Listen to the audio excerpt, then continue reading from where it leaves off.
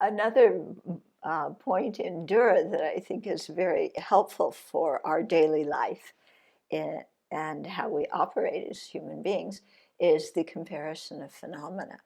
And so, uh, on one hand, it makes us really learn how to think clearly, which I value tremendously. And I think that the whole debate atmosphere and the philosophical topics help you to think clearly. So that is really, really useful. Then the thing is to take that ability to think clearly and see what possibilities exist between different phenomena and take that into our life. And when we do that, we will very clearly see layers of prejudice that we have and layers of opinions we have and how opinionated we can be and how sure we are of our thoughts. So let me give some examples. Okay, so I have the thought meetings are boring. Yeah, for me, meetings are boring.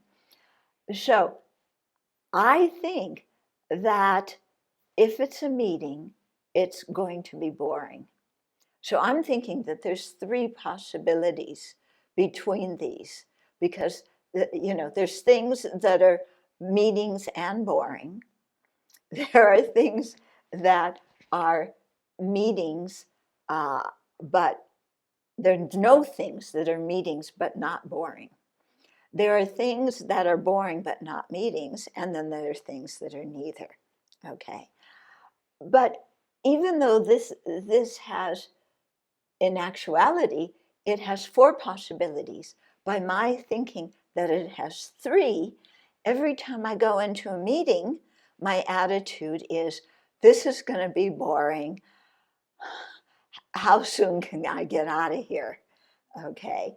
And by having that attitude, then I really miss the opportunity to communicate with other people. Okay. We do the same thing with with situations. Maybe we had a bad experience in one situation.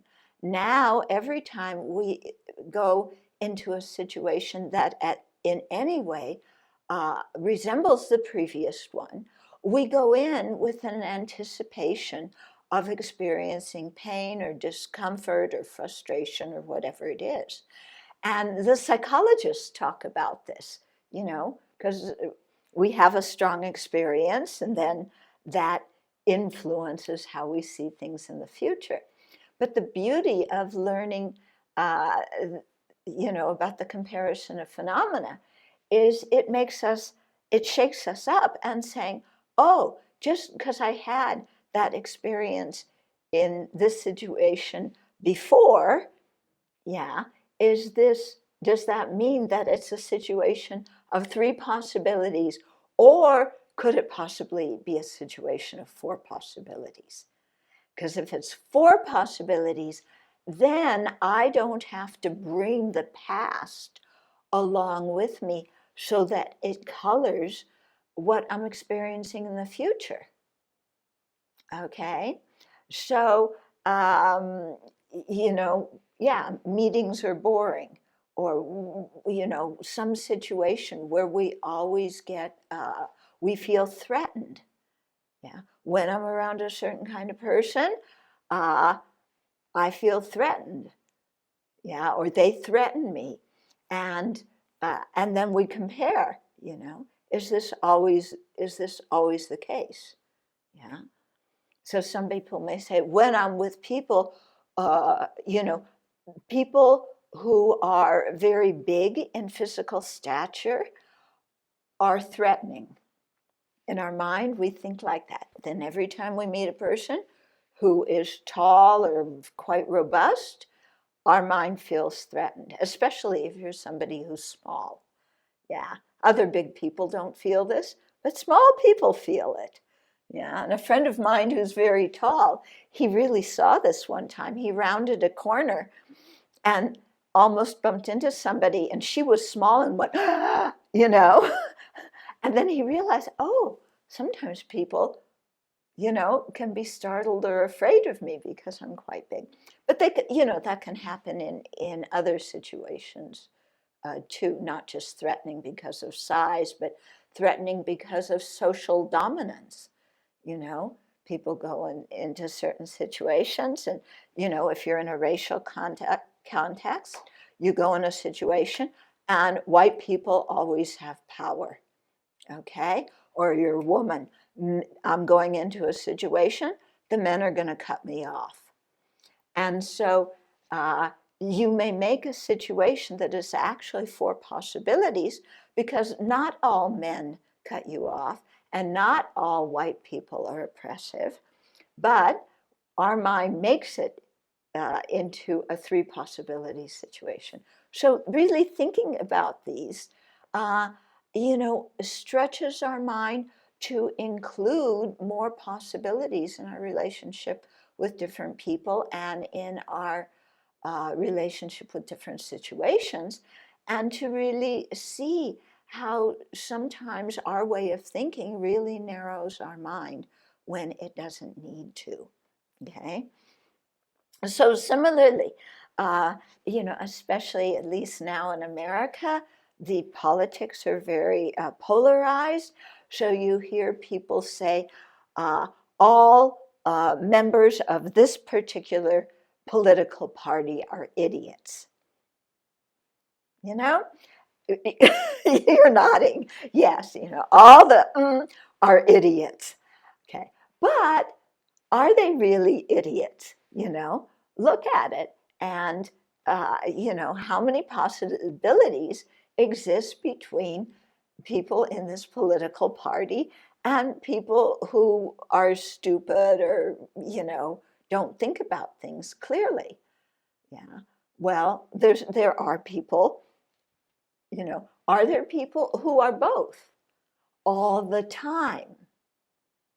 Yeah.